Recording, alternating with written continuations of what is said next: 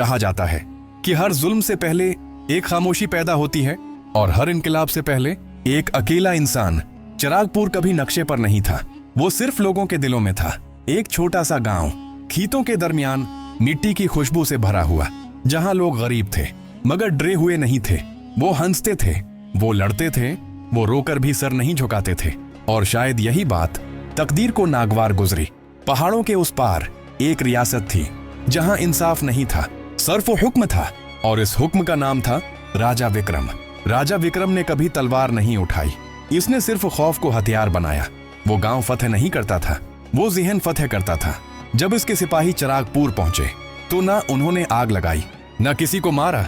उन्होंने सिर्फ कहा, राजा तुम्हें तहफ़्फ़ुज़ देगा, बदले में तुम अपनी जमीन, अपना इनाज और अपनी खामोशी दोगे। गांव ने पहली बार खामोशी अख्तियार की और यही उनकी पहली शिकस्त थी। अगली सुबह बाबा सिराज, जो गांव के सबसे बूढ़े आदमी थे, कन्वे के पास मुर्दा मिले। इनकी आंखें खुली थीं, जैसे वो अब भी कुछ कहना चाहते हों। इनके सीने पर एक तख्ती थी जिस पर लिखा था, ये इनकार की कीमत है। इस दिन चिरागपुर में खौफ पैदा हुआ। इसी दिन अयाज ने पहली बार अपने बाप को रोते देखा। अयाज इस वक्त 16 साल का था। इसके हाथों में हल था और आंखों में सवाल। इसके बाप ने कहा, बेटा ये वक्त सच बोलने का नहीं, जिंदा रहने का है।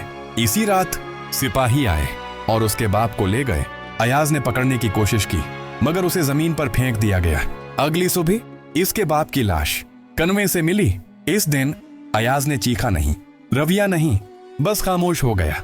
और जब कोई इंसान बहुत ज्यादा खामोश हो जाए तो समझ लो अंदर कुछ जल रहा है। साल गुजरते गए, चिरागपुर झुकता गया, राजा मजबूत होता गया। हर फसल का आधा हिस्सा, हर मवेशी का आधा दूध, हर घर का आधा सुकून, सब राजा का हो गया। अयाज जवान हो गया मगर उसके अंदर बाप की लाश अब भी जिंदा थी। एक रात इसने कहा, बस बहुत हो गया। इसने चंद नौजवानों को इकट्ठा किया और पहाड़ों की तरफ चल पड़ा। वो पहली बार डरे नहीं थे, वो पहली बार गुस्से में थे। उन्होंने राजा के गोदाम पर हमला किया मगर किस्मत ने उन्हें नहीं, किसी इंसान ने बीचा था। सिपाही पहले से तैयार थे। लड़ाई नहीं हुई, कत्ल हुआ।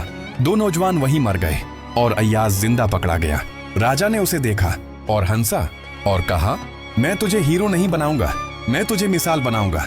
अय्याज को कोड़े मारे गए, जंजीरों में डाला गया, भूख दी गई, प्यास दी गई। साल गुजर गए। वो दिन गनता था, फिर उसने दिन गिनना छोड़ दिए। एक रात इसने खुद से कहा, शायद मैं गलत था, शायद बहादुरी एक फरेब है। इसी कैद में एक बूढ़ा कैदी था, हसन शाह। वो बोला, तुमने तलवार उठाई मगर लोगों के दिल नहीं बदले। इनकलाब तलवार से नहीं आता, इनकलाब सब्र से आता है। एक दिन राजा ने अयाज को आजाद कर दिया और कहा, जा देख तेरा गांव अब भी गुलाम है। अयाज वापस आया मगर लोग उससे नजरें चरा रहे थे। वो हीरो नहीं था, वो खतरा था। अयाज चला गया। 200 साल जंगल, खानकाह, खेत, मजदूरी, भूख, तन्हाई। इसने लड़ना छोड़ दिया, सीनना शुरू किया। लोगों के दुख, लोगों की कहानियां, लोगों की हार। राजा मर गया मगर जुल्म नहीं मरा। इसका बेटा आया और पहले से ज्यादा दरंदा था। बच्चे उठाए जाने लगे, औरतें रोने लगे, गांव खत्म होने लगा। और इसी वक्त अयाज वापस आया। इस बार उसने तकरीर नहीं की, इसने नारा नहीं लगाया। वो सिर्फ लोगों के साथ बैठा, इनके साथ रविया, इनके साथ चुप रहा। लोगों ने खुद कहा, अब नहीं तो कभी नहीं। इस बार लड़ाई महीनों चली। अयाज आगे नहीं था, लोगों को जोड़ता हुआ। आखिरी दिन अयाज जख्मी हुआ। इसने जमीन को देखा और मुस्कुराया और कहा, मैं मिट्टी का बेटा था और मिट्टी में ही लौट रहा हूँ। चिरागपुर आजाद हो गया मगर अयाज मर गया।